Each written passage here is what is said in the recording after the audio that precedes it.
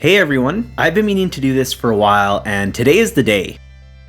Let's go get the Meowmere and see if we can find a way to use it at this late stage of the game. If you're new here, make sure to subscribe.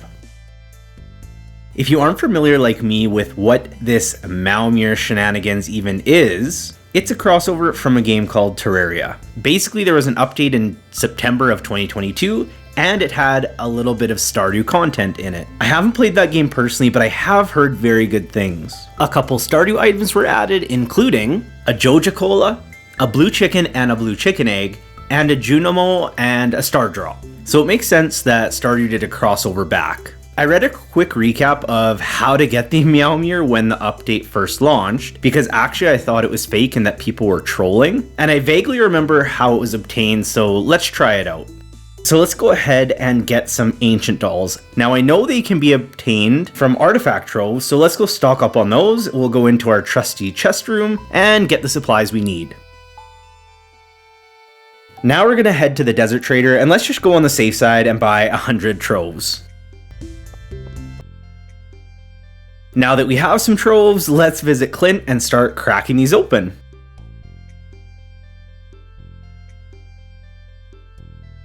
Oh yeah! Oh wow, we already got one. Okay, well, I guess I didn't really need that many. Now my first thought for lava was the Volcano Dungeon Forge because it's the most recent lava-esque thing we have, but I did remember it was more the dark red than orange, so let's go to the beginner mines down to a level 100 where there is the lava fishing spot. Alright, it seems like there's an option to right click, so... Whoa! Okay, that was wild. So it's some sort of stone serpent type of thing. I'm assuming that's also from Terraria. We now have this selector from The Sims, it looks like, but it looks like it's called the Faraway Stone. I actually did just look this up, and it looks like it's actually an item in Terraria called a pylon, but just with the stone removed out of it. There is only one place this thing could be used. Well, also I just remember this from the recap. The wizard's house. So let's head over there and see what we can do with this stone. All right, now that we're in the wizard's house, I've never actually paid attention to this basement before, but I'm going to assume that we are going to feed the stone to this big gold statue. Okay, not that. Let's go over here and there we go. Oh, wow.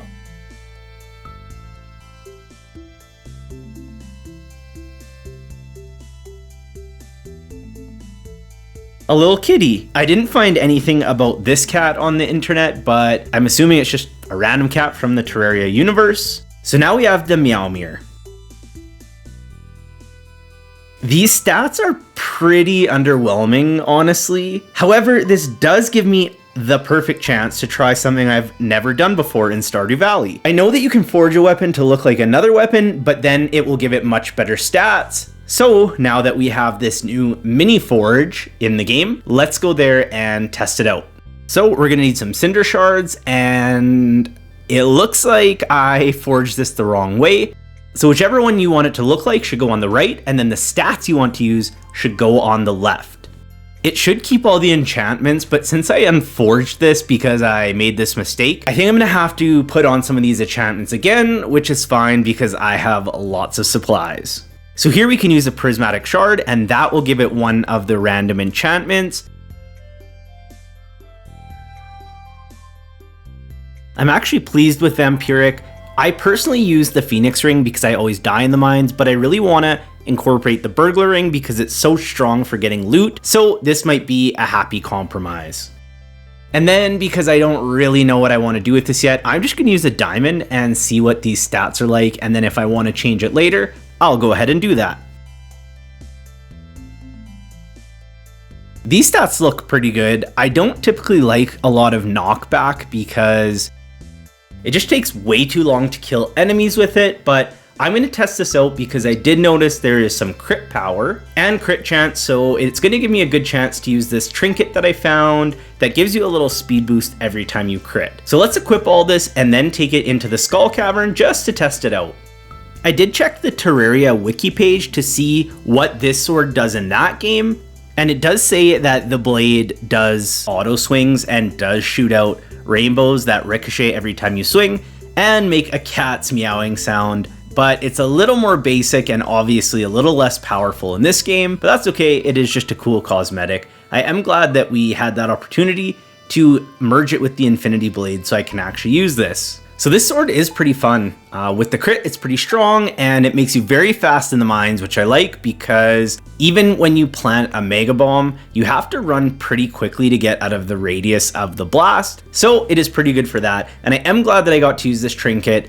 But as I suspected, I don't really like the knockback feature. So I think what I'm going to do is probably reroll these stats to be maybe just crit and crit power, and then we'll leave the knockback out of there. So that is all I had for you in this one. It was pretty fun to get this item. I love when there is little Easter eggs or secret items like this, so I hope that you can find it. Maybe if you can get it early enough, if you get a random ancient doll and unlock the wizard's basement, maybe it'll still be a good enough sword to use for a while, but I kind of doubt it. But again, because we have the forge, that makes it just great. So if you want to use this sword, here's kind of a small guide on how to do it, and we'll see you at the next video.